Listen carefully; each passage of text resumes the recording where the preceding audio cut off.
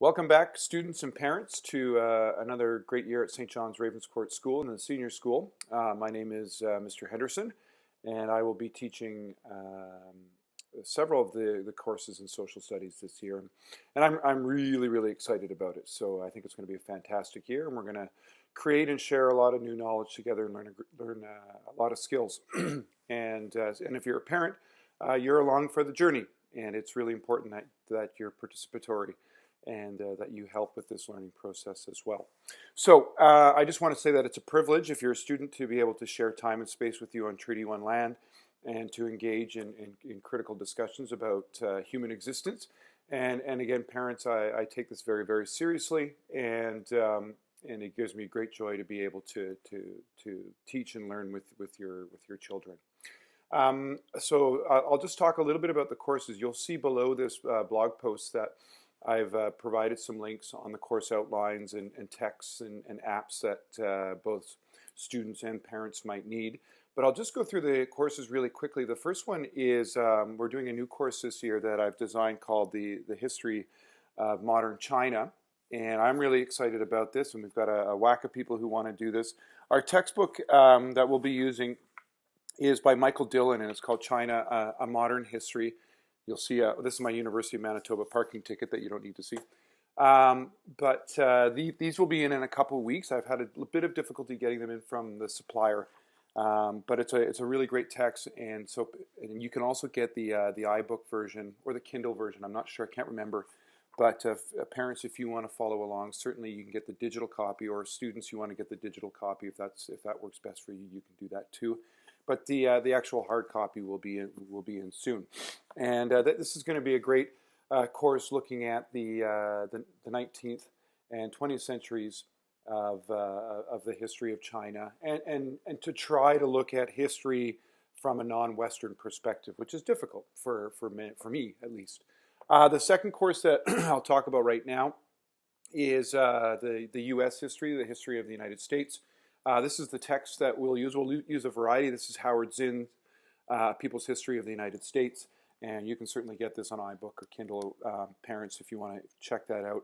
I love the hard copy version, but each student, we have these for you, and you'll get that.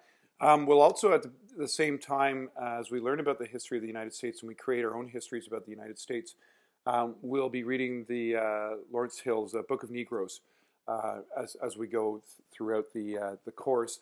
And I'm asking students if you could pick up your own copy of that. It's very, very cheap. You can get it at a secondhand bookstore or paperback at McNally Robinson or a local bookseller. And then that way it's yours, and you can make notes in it, and then you can have it, because it is a wonderful book. So if you could buy that in the next week or so, that would be great. Or if you need help buying that, I can certainly help you with that. Okay, and the next course would be the Grade 11 History of Canada course that Ms. Rago and I combined with the Grade 11 English Language Arts. We use Desmond Morton's Short History of Canada as the text. Desmond Morton is a Rhodes Scholar from St. John's Ravenscourt. And we'll be starting right away by reading Joseph Boyden's account of Louis Riel and Gabriel Dumont, because we really dive into the history of Red River.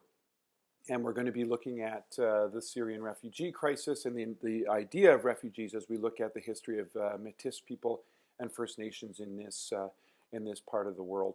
And we'll be reading a lot of historical fiction in conjunction with the English Language Arts part. And you'll see that on the course outline below that Ms. Rago and I have created sort of a multidisciplinary experience for students, or have attempted to anyway. And then the last course that I teach along with Ms. Rago is the Global Issues class for grade 12s, and that is a truly combined English Language Arts Global Issues course. And there are a number of texts that we're going to look at, and all the links to the curricula are below, and to all the courses. And you can take a look at that and see if you have any questions regarding texts or outcomes, or whether there are outcomes or the province's outcomes. Moving on, I want to talk a little bit about some of the apps that you'll need, students. Certainly you're going to be needing Edmodo. If you've been with Ms. Rago and I, we use Edmodo. And parents, there is a parent version of Edmodo. You'll see that below on the links provided. And that's sort of a backdoor. That's an area where students and our learning communities can have discussions, but parents, you can see sort of the progress and the interaction that teachers and the students have together, and the meaningful conversations we have about assessment on there. So that's critical. We'll set you up with that. Parents, you'll get a parent code from me where you can have that discussion with your child as to whether or not your family wants to have that relationship. I don't want to get into the midst of that. Another app that you're going to be needing is Twitter, especially if you're in the global issues class. We will work with your child and students. We will work with you to use social media for good and not evil. But it's really going to be an effective way to connect with students all over the world.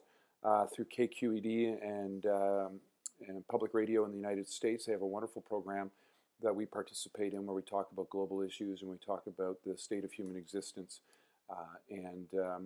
So you'll need Twitter, but we'll help you through that process. And another app that you'll need for all the courses is Evernote. I'm a big fan of Evernote. It's a way of organizing our thoughts and ideas, whether they're written, whether they're digital, whether they're video or pictures or voice. It's a great way to organize our thoughts as we go through the year. The last thing that I would implore everyone, all the students, to have is just a Moleskine notebook for your course with me. All you need to come to class, really. If you want a device, that's great. But a Moleskine and a piece of and something to write with is perfect. There's a lot of data coming out right now and evidence to suggest that note taking and sense making, which is what I call note taking, is a lot more effective when you use paper and pen, as opposed to trying to write it down and copy every thing that zips by you in a class onto a keyboard. I prefer, and that's just me, the idea of note taking, because I can make connections, I can draw thought bubbles, I can write links down and resources that I didn't think of or questions that I might have, and then when I get home I can do some self-testing, which is a really effective way to create the neural networks that we need to better understand the world.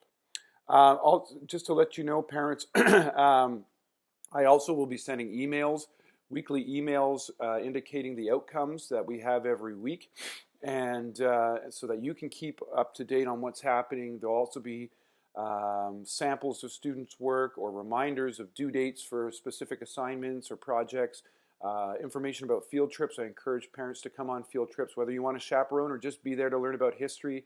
I encourage parents to come into the class at any time you want and participate in our learning communities, because I think that's important. We've had that in the past. So I'll be sending every Friday, or if we have a Friday off, every Thursday I'll send a quick email home outlining each of the classes and what we've been doing, so that you're up to date, as well as through Edmodo you'll be up to date on the assignments as well. But it's just a way to reinforce that for me. The courses that Heather and I run and the courses that I run, Ms. Rago and I run, are very rigorous.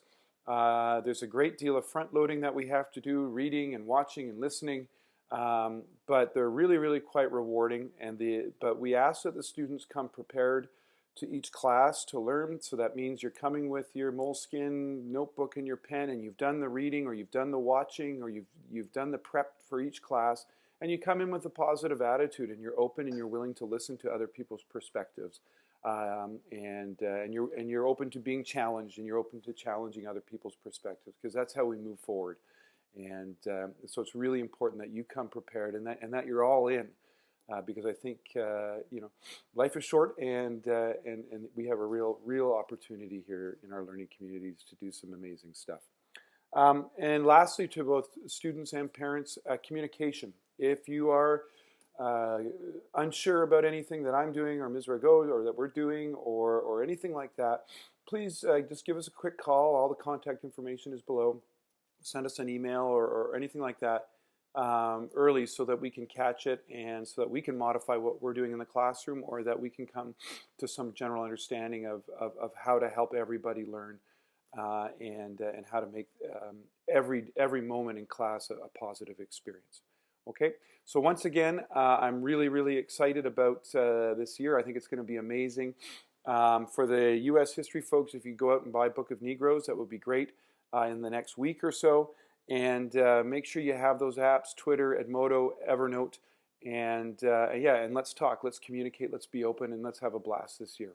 Okay, so good luck, and we'll chat soon.